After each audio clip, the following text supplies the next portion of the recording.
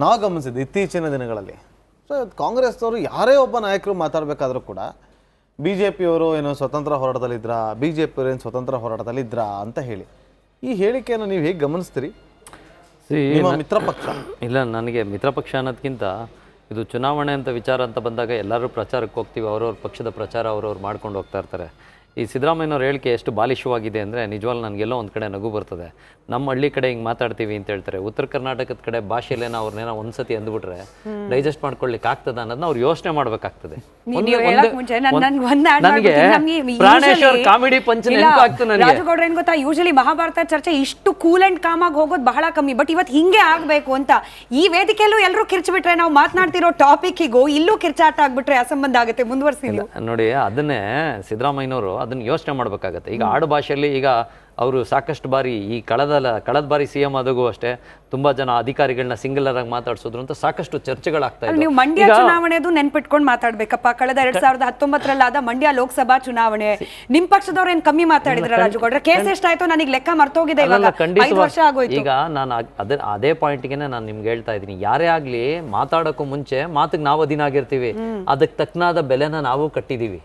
ಯಾರೇ ಆಗ್ಲಿ ಮಾತು ಆಡಿದ್ರೆ ಹೋಯ್ತು, ಮುತ್ತು ಹೊಡೆದ್ರೆ ಹೋಯ್ತು ಅಂತ ಯಾವಾಗಲೂ ಗಾದೆ ಮಾತನ್ನು ನಾವು ಇಟ್ಕೊಳ್ಬೇಕಾಗ್ತದೆ. ಕೆಲವು ಸತಿ ಮಾತಾಡಿದಾಗ ಅದ್ರ ಪರಿಣಾಮ ಎಷ್ಟಾಗುತ್ತೆ ಅನ್ನೋದನ್ನ ಕಳೆದ ಎಲೆಕ್ಷನ್ನಲ್ಲಿ ನಾವು ಕಂಡಿದ್ದೀವಿ. ಯಾವುದೇ ಪಕ್ಷದವರಾಗಿರ್ಬೋದು, ಈಗ ಸಿದ್ದರಾಮಯ್ಯನವರು ಅಷ್ಟೇ ಕಳೆದ ಎಲೆಕ್ಷನ್ನಲ್ಲಿ ಅಧಿಕಾರಿಗಳನ್ನೆಲ್ಲ ಯಾವ ರೀತಿ ಸಂಬೋಧಿಸಿದ್ರು, ಅದಕ್ಕೆ ಯಾವ ರೀತಿ ಅಧಿಕಾರಿ ವರ್ಗದಿಂದ ಅವ್ರಿಗೆ ರಿಯಾಕ್ಷನ್ಸ್ ಬಂತು ಅನ್ನೋದನ್ನ ಅವರು ಮನಸ್ಸಿನಲ್ಲಿ ಒಂದ್ಸತಿ ಮನನ ಮಾಡ್ಕೋಬೇಕಾಗ್ತದೆ. ಈಗ ಮತ್ತದೇ ರಿಪಿಟೇಷನ್ಸ್ ಆದಾಗ ಜನ ಯಾವ ರೀತಿ ಉತ್ತರ ಕೊಡ್ತಾರೆ. ಆಮೇಲೆ ಸಭೆಗಳಲ್ಲಿ ಮಾತಾಡಿದಾಗ ಚಪ್ಪಾಳೆ ಹೊಡಿತಾರೆ ಅನ್ನೋದಿರುತ್ತಲ್ಲ, 4 ಜನ ಚಪ್ಪಾಳೆ ಹೊಡಿತಾರೆ, ಆದರೆ 40 ಜನ ಭ್ರಮನಿರಸರಾಗಿರ್ತಾರೆ.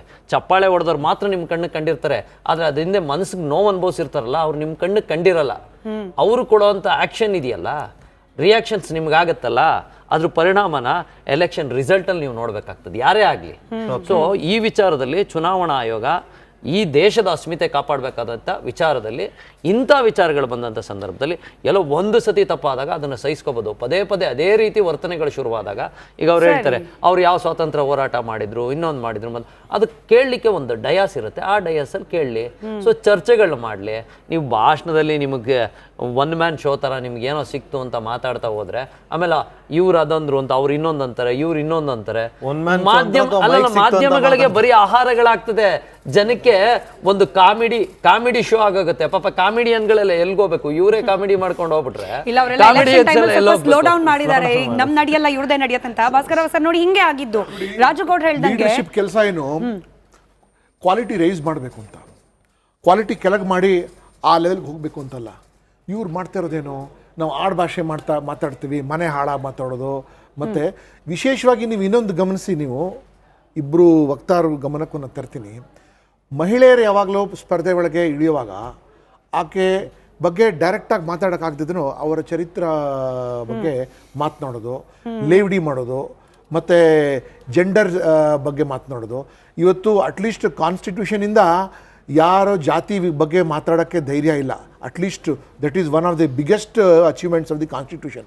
ಯಾರೋ ಈ ಜಾತಿಯವರು ಆ ಜಾತಿಯವರು ಯಾರು ಓಪನ್ ಆಗಿ ಮಾತಾಡಲ್ಲ. ಬೇಕಾದ್ರೆ ಹಿಂದೆ ಓಪನ್ ಆಗಿ ಮಾತಾಡಲ್ಲ ಅಂದ್ರೆ ಒಪ್ಕೊಳ್ತೀನಿ ಸರ್, ಮಾತೇ ಆಡಲ್ಲ ಅನ್ನೋದನ್ನ ನಾನು ಒಪ್ಪಲ್ಲ. ಅದು ಆಗೋಗುತ್ತೆ,